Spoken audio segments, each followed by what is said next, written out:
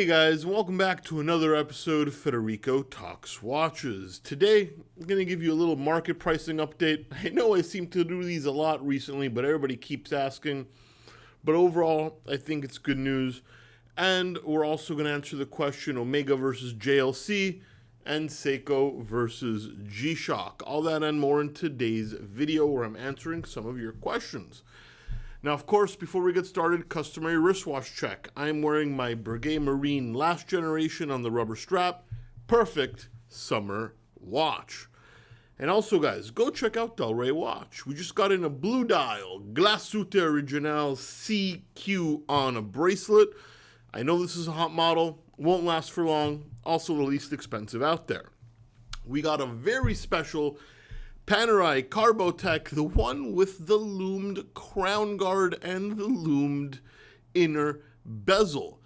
This is a very limited model, sold out entirely the first day, and we're lucky enough to get one in at Del Rey Watch.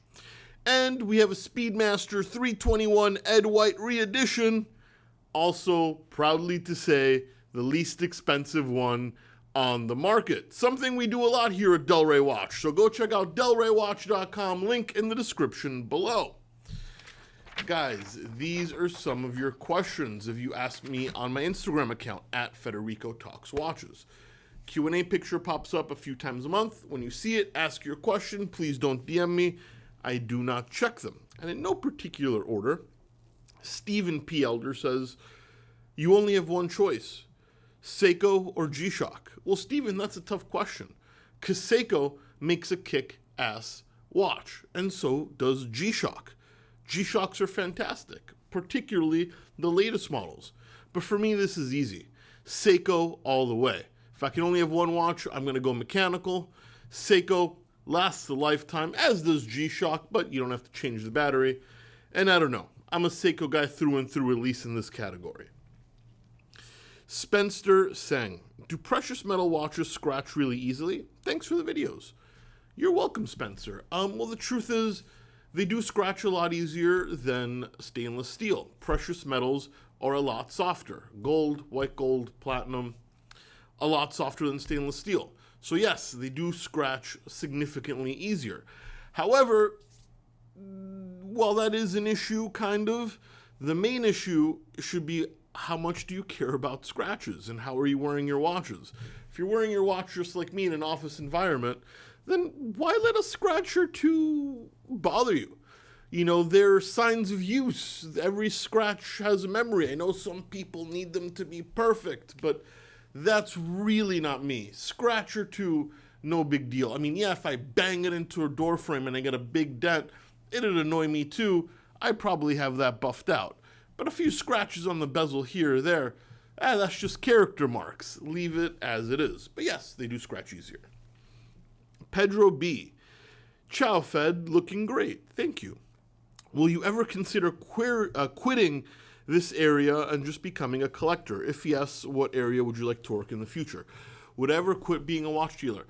Sure. Why not? I mean, I do this now because I love it. It's fairly lucrative. I created a business. I mean, I'm really, really enjoying it.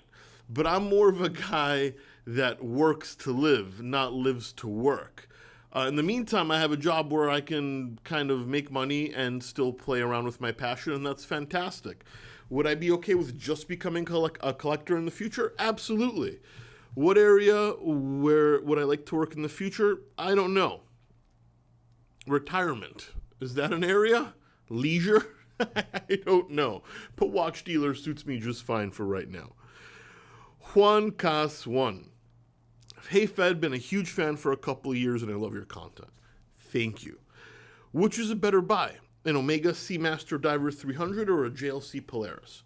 This is a great question because both these watches do very similar things, right? They're dive watches on a bracelet.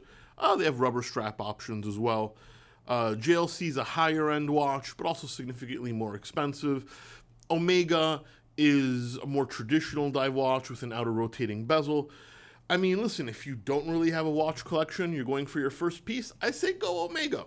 Hard to beat, very easy to wear, in many situations.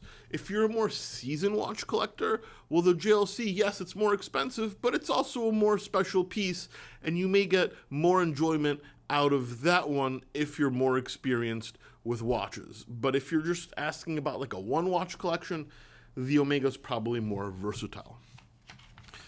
Then last but not least, Gino Zuccotti. Hey Federico, a while ago you forecasted prices to go down. What's the status? Were you right? Were you wrong? Or is it too early to call? Gino, I didn't really forecast them. I was calling it like it is. And I'm not the only YouTuber and watch dealer that's talked about it. Yes, prices have fallen drastically, especially on the hype models, Rolex, AP, and Patek. Now, are they going to continue to fall? I don't really think so. I think they're stabilizing. I'd also like to remind everybody this is not a market crash. It's a reversion to the mean. During COVID, I'm not going to answer the exact same question I've answered a million times, but basically things skyrocketed for many geopolitical reasons. Prices shot up. Prices of watches shot up. Things are not in a crash. This is not the end of the world. They're just going back to normal. So was I right? Can you call it being right?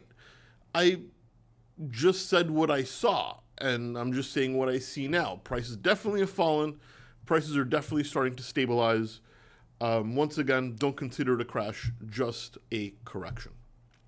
Anyway, guys, that's it for today. Please give this video a thumbs up if you enjoyed it. It really does help. Don't forget to subscribe so you don't miss any more content. And of course, check out delraywatch.com. Thanks so much, guys, and I'll catch you in the next one. Take care.